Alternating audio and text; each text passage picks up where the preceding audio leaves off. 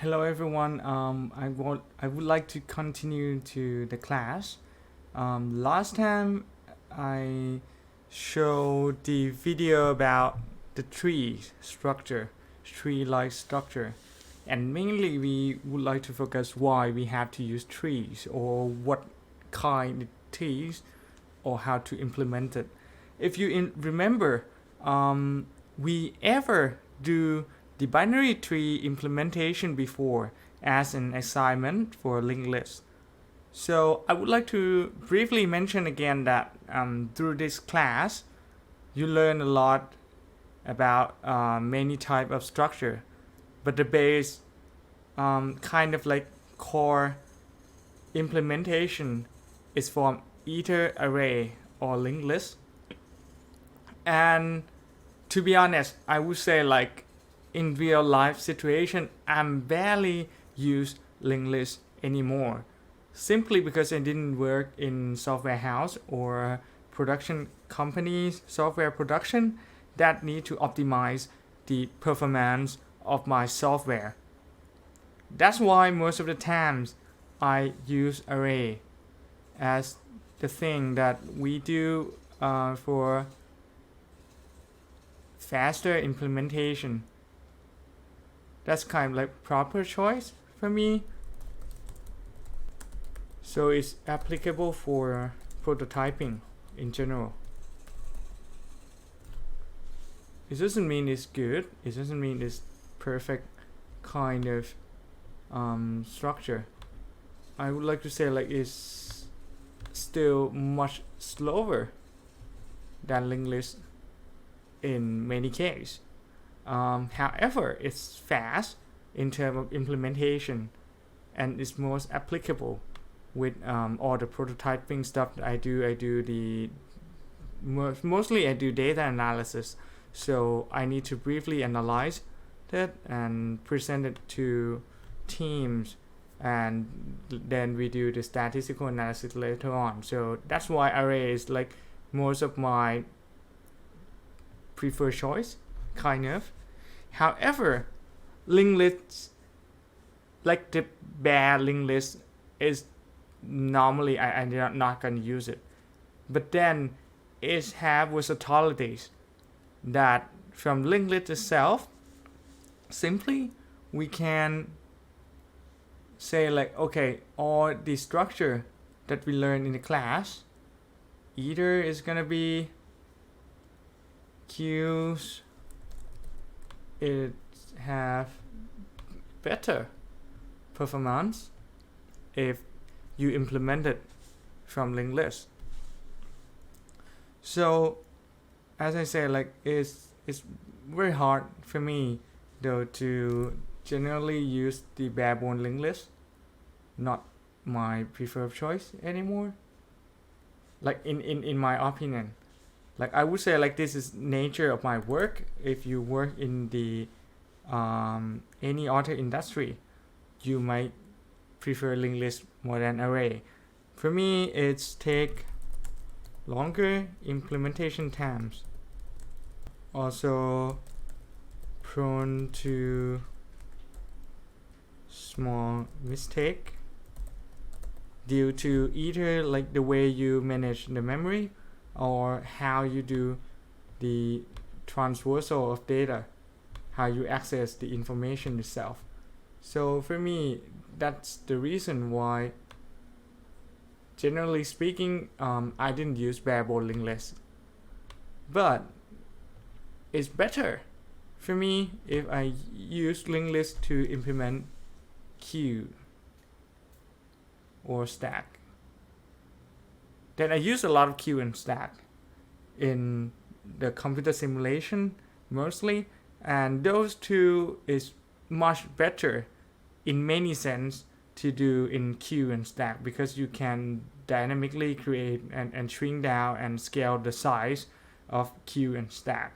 And most of the simulation, you cannot 100% sure that the size of data that you design on the first hand gonna be enough for the whole simulation. So that's why queue and stack, my preferable choice is implement from linked list, which is you ever did it in the homework before. And for many students that ask me for the solution of the homework, I will do it. I will continuously keep doing the video and solution video and any other stuff that gonna come later on in the class. Sorry that I cannot make it as fast as I could. I know that, but yeah, the workload that came to me from many things is a lot. I'm still want to keep my responsibility to class as much as I can. So I want to teach mostly the core concept, the backbone, more than generalize the course like most people did. So both for shorten my times and also given as much as I could to all of you guys. Next things that we just learned is tree. And generally speaking, in the most application, you're gonna use binary tree, and we use a lot of it in software implementation in general. So why binary tree is important is because of searching and sorting. Remember, like at the start of the class, I tried to mention that we have to learn data structure because we need to find this data structure that's suitable to the application that you use, and also serve any dimension that you want. For example, if you want to optimize the performance as much as you could, you should have the general knowledge in your mind that okay, in this situation you should use linked list or array based implementation of queue or stack or trees for the speed alone. If you have very limited resources, for example like limited memories, limited RAMs, you work in embedded system, then which kind of data structure that you need to use, that depends on situation. So for data structure itself, in principle, it's very hard to compare like which one is better than which, but it depends on the application that you're gonna implement it for. And for tree itself, if you're thinking about the searching and sorting, especially for the binary trees, which is something that is a tree that you have, if is the tree that you have one two branch for each node, and every single branch gonna have maximally 2 node at each end. So that is binary tree. Is like the simple mean binary is mean 2. So generally speaking, here represent the fact that they can have only left node and right node for each root from root, and then for each node in subtree here, in each subtree here, gonna have maximally like 2 node for each one.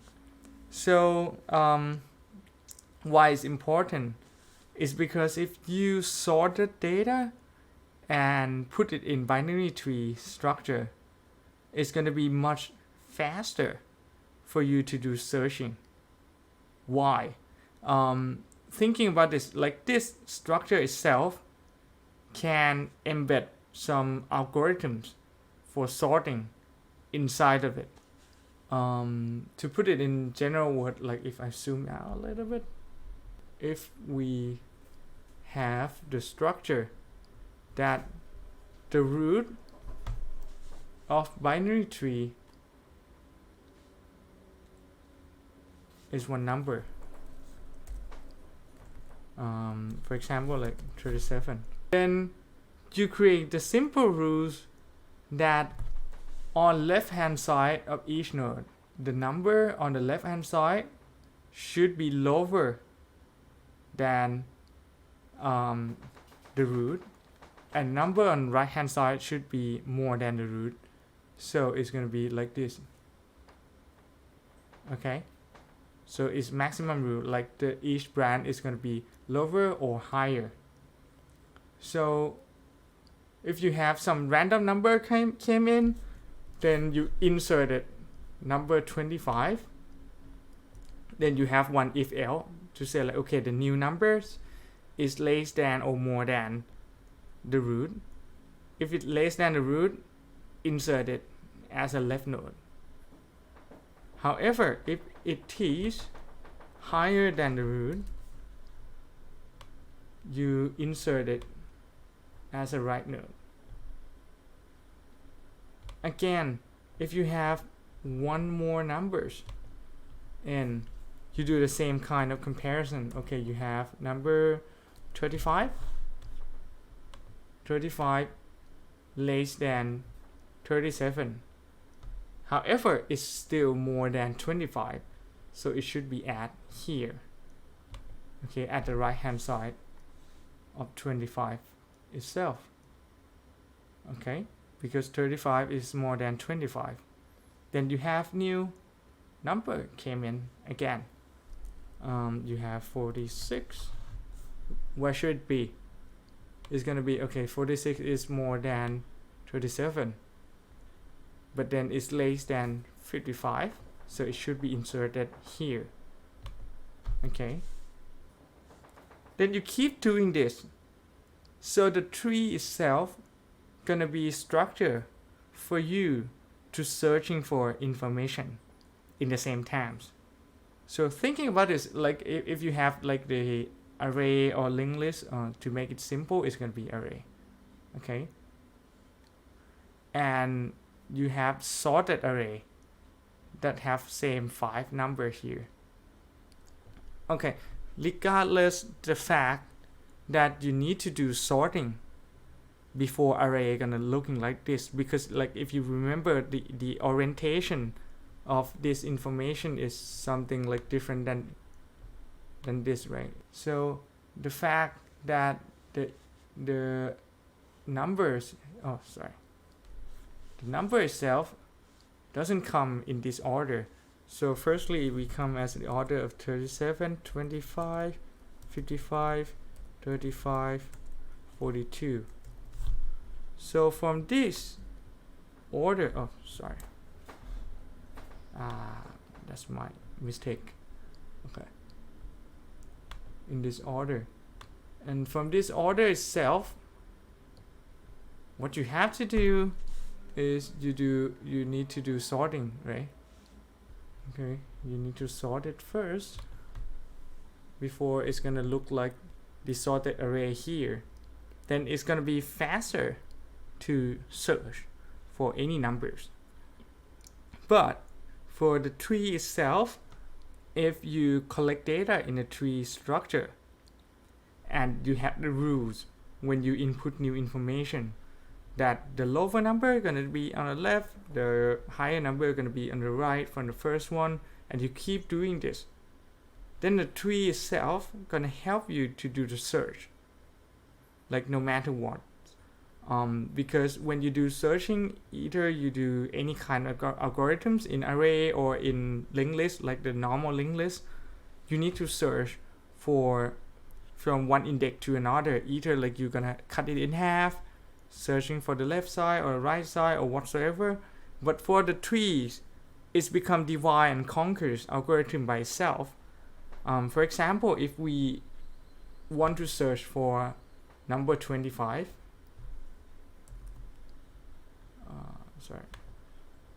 for example, like if you want to search for 35 here, where is it? Is it in this structure or not? The idea is pretty simple. You need to compare. You just get it in, compare the root. Okay, 35 is less than root, so it's go to the left. Then it's more than this node, so it's go to the right. Okay, 35 is here. Then you found it.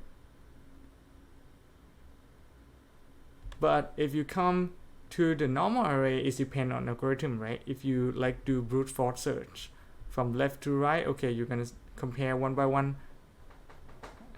This is not 35, this is 35, correct. But if you do pivot thing, then you compare to the median first, you go to the left, compare to the left, if it's not, you go to the right, okay, then you see it. So it depends on the structure itself and the searching algorithms. That's gonna relate it to the performance of the searching and sorting. So the binary tree itself, if you're searching for information in the internet, the most famous form of the binary trees is gonna be something that they call binary search tree. That's the most famous form that you're gonna see in general, and I would like to highlight it because this one is a form of search, like sort and sorting structure that mostly used in many industry and in many searching applications. Sorry, I need to move something. My face is covered the information. Okay, but the main idea is how to make the data more effective. Like the binary tree structure become most effective for searching and sorting. It's gonna be one big question. Simply because you didn't know how the input gonna become. If you have random orders of input, then you can simply implement it following the ideas that I mentioned before. However, for some specific case, they're gonna have something that we call like the problem of unbalanced binary trees. For example, if the number that get in here is gonna be like 59, 57, like next number is 57, and then next number is 69. Then the structure is gonna look like this, which is kind of weird shape of binary tree. It have long tail of data put into one side, and this one still doesn't have much of information flow in, and it's gonna create problems because if you're searching for information on the left side of the tree, it's gonna be extremely quick, but for the data on the right hand side on the long tail of the trees here, it's gonna be extremely slow and ineffective for searching for any kind of information of the tree itself because it's have a long tail here. Then this one is a problem that we call again, I would like to mention the name is the problem of unbalanced binary search trees, and this is the main thing that we have to deal with in the term of how to implement a binary search tree. Normally, any kind of insert algorithms that you use for binary search tree might create the unbalance in the end. So the solution is you need to have something to balancing the tree, to balance the tree itself. So if you can balance it, then problem gonna be solved, right?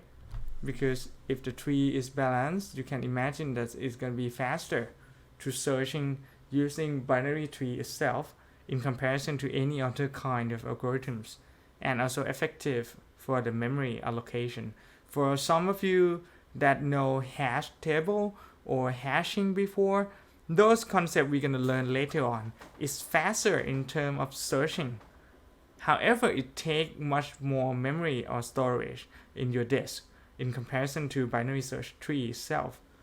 So this is the idea of concept that we're going to talking in detail for our next video, how to implement algorithm for balancing the trees, especially for binary search trees. Okay, then I would like to go back up here a little bit more, that for the tree itself, there one other thing that I would like to teach is is for another kind of application in computer network. It's called spanning tree.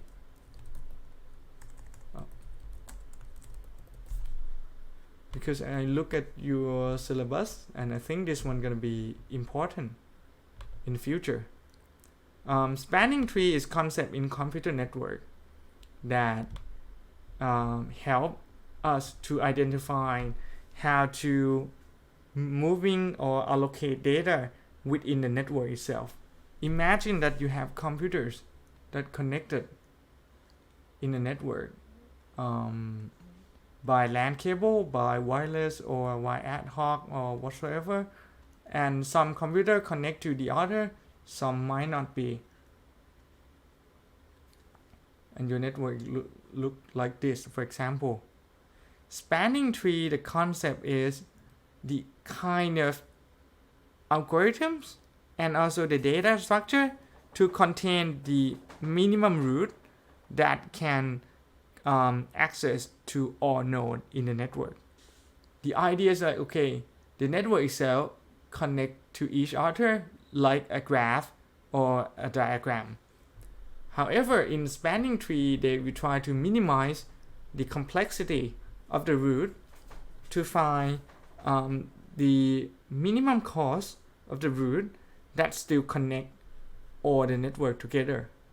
For example, in spanning tree, we might have some algorithm that somehow we can cut off this root and this root out of the picture, and then all the nodes still connect to each other with the minimum range of LAN cable, for example, or gonna be fastest way to link data from one computer to another in this network. So yeah, for this one is another advanced implementation, not implementation, but kind of like the advanced use or method that you can use from trees. And I think I would like to teach this one as well, as how to the concept of it and simple implementation of it. I think that's all for today. You can comment me is this whiteboard is a good way to use as a teaching method or not, because for me it helped me in terms of how to give me the flexibilities to teach like a real class that I love to write everything down in whiteboard, but in the same time I'm not really sure it's become struggle or not in the video. So you can comment under the video itself about your fit, like kind of your own opinions in the way of teaching like this. Okay, yeah, that's all for today. I think this week in the weekend I have more times to do the video and teaching materials, so I'm gonna provide it within this weekend as well. And also I would like to say I already do some kind of short discussion with the Dean of Computer Engineering faculties, computer engineering programs, about the class, the grading, and the time limit that they have theoretically. So the Dean said like, okay, for him and for the system of KMUTT right now, due to the COVID-19 situation, we can extend maximally even longer than the end of July. But we both agree that it's going to be too long. We would like to kind of sum up the class at the end of July. And I will provide more assignments to use it as a scoring in the class, as well as the exam that gonna be done in the end.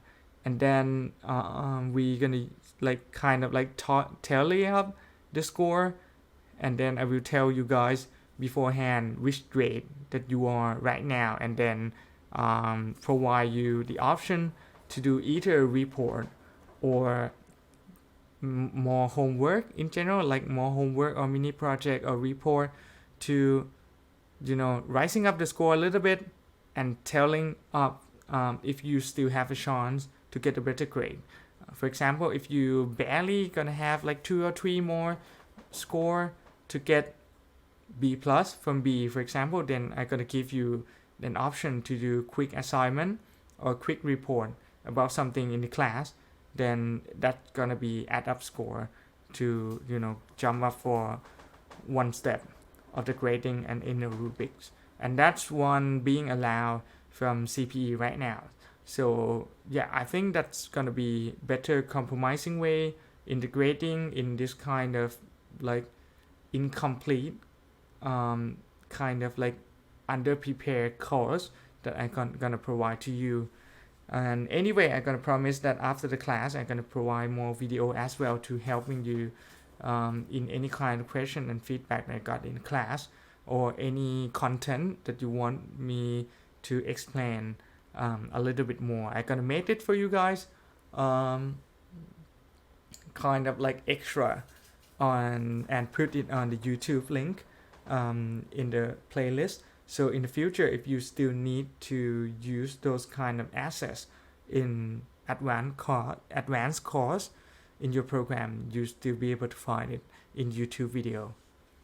Okay, talking for so long. Thank you for today, and see you again for next one. Bye bye.